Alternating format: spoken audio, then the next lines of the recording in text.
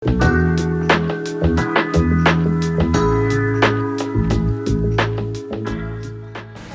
ini beredar sebuah video yang memperlihatkan seorang bocah ikut karnaval 17-an Agustus berpenampilan tuyul jadi pusat perhatian warga.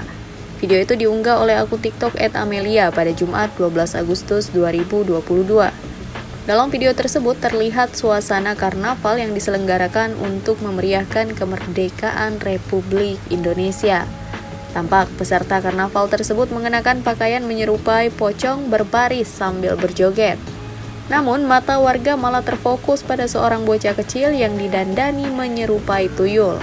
Sontak warga yang menonton karnaval tersebut terlihat gemas dengan aksi dari bocah itu.